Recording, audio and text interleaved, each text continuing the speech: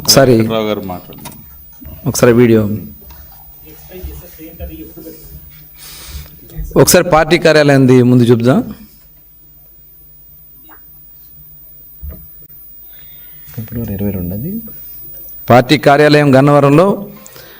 మరి ఆ రోజున మా నాయకుడు చిన్నా గారి మీద బెదిరింపు కాల్స్ వస్తే ఆయన వెళ్ళి కంప్లైంట్ ఇవ్వడానికి స్టేషన్కి వెళ్తూ ఉంటే ఆ రోజున వీళ్ళందరూ వచ్చి పార్టీ కార్యాలయం మీద వంశీ గారు అనుచరులు మొత్తం కూడా రాడ్లు కర్రలు చూడండి, వాళ్ళందరూ కూడా రౌడీలు గుండాల్ని పంపించి పార్టీ కార్యాలయాన్ని ధ్వంసం చేసి అక్కడ ఉన్నటువంటి కారుల్ని తగలబెట్టి మహిళలను కూడా చూడకుండా దాదాపు ఈ కేసులో పార్టీ కార్యాలయం మీద దాడికి వచ్చింది వాళ్ళు. మా నాయకుల మీద, మా కార్యకర్తల మీద, పట్టాభి గారితో సహా అందరి మీద కూడా కేసులు పెట్టి ఇక్కడే ఉన్నారు. గురుమూర్తి గారు, కళ్యాణి గారు, చిన్నా గారు, దాదాపు 40 మందిని దాదాపు 15 రోజులు దగ్గర వాళ్ళు జైల్లో ఉన్నారు. దాడి చేయటానికి వచ్చి మా వాళ్ళ మీద కేసులు పెట్టి వాళ్ళని తీసుకెళ్ళి జైల్లో పెట్టినటువంటి ఘనత జగన్మోహన్ రెడ్డిది.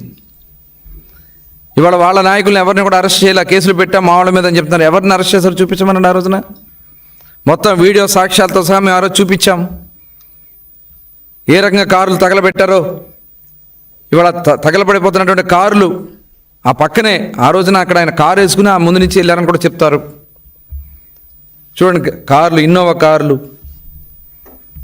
తగలబడిపోతా ఉంటే దాదాపు 5 కార్లు దగ్గర తగలబెట్టారు ఆ రోజున. నెక్స్ట్ డే కూడా చిన్నగారి కారు కూడా తగలబెట్టారు. నో కేస్, నో అరెస్ట్, రాళ్ళు పెట్టి దాడులు చేసి ఎన్ని కార్యక్రమాలు చేశారు.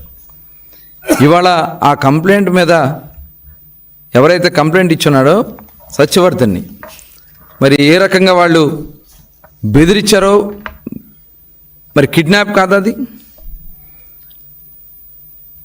ఇవాళ అక్కడ వస్తున్నటువంటి ఇదిగోండి ఆయనే వంశీ గారు, వాళ్ళ మనుషులు, సత్యవర్ధన్ అతనే ఆ రైట్ సైడ్లో ఉన్నాడు కదా, వైట్ షర్ట్ వేసుకుని అతను సత్యవర్ధన్. 11వ తారీఖున భయపెట్టి చూడు అంత భయంగా నుంచుని ఉన్నాడు అక్కడ చేతులు కట్టుకుని. అంటే ఎంత దుర్మార్గంగా వాళ్ళు అతన్ని కిడ్నాప్ చేశారన్న దానికి ఇదే ఒక సాక్ష్యం. ఇవన్నీ విజువల్స్ అన్నీ క్లియర్గా ఉంటే ఆ కేసులో పోలీస్ అధికారులు విచారణ చేసి అతన్ని అరెస్ట్ చేస్తే జగన్మోహన్ రెడ్డి ఏం మాట్లాడుతూ ఉన్నారు? బట్టలోడు తీసుకొడతారా? అంటే పోలీస్ అధికారులను బెదిరిస్తూ ఉన్నారా? భయపెడతా ఉన్నారా? 5 సంవత్సరాలు మీరు అరాచకాలు చేశారే, అక్రమ కేసులు పెట్టారే, అరెస్టులు చేశారే. ఇక్కడ మొత్తం సాక్ష్యాలతో సహా మీరు చేసినటువంటి కార్యక్రమాలన్నీ కూడా కనబడతా ఉన్నాయి. ఇవాళ ఆ కేసులో అతను అరెస్ట్ చేస్తే ఇవాళ మీరు వచ్చి బెదిరించి భయభ్రాంతులు చేయాలని చూస్తారా? జరగదు. కృష్ణా జిల్లాలో జరగదు, ఎక్కడా కూడా జరగదు. ఈ రాష్ట్రంలో ఎక్కడా కూడా మీ బెదిరింపులకు భయపడం.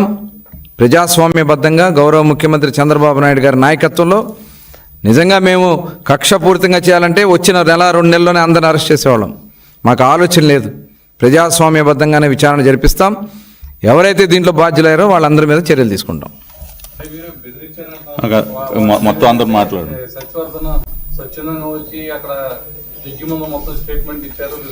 ఇప్పుడు వాళ్ళే కంప్లైంట్ ఇచ్చారు కదా, వాళ్ళ తల్లిదండ్రులే కంప్లైంట్ ఇచ్చారు మా అబ్బాయిని కిడ్నాప్ చేశారని. అతను కూడా వచ్చి ఈరోజు స్టేట్మెంట్ ఇచ్చాడు. నిన్న 164 స్టేట్మెంట్ అతను జడ్జి దగ్గరికి వెళ్ళి ఆయన స్టేట్మెంట్ ఇవ్వడం జరిగింది. కిడ్నాప్ చేశారనేది క్లియర్గా విజువల్స్ కనబడుతున్నాయి కదా. ఇంకా దీంట్లో వేరే ఆలోచన లేదు. మేము ఎక్కడా కూడా ఎట్టి పరిస్థితుల్లో కక్ష సాధింపు చర్యలు తెలుగుదేశం పార్టీ చేయదు.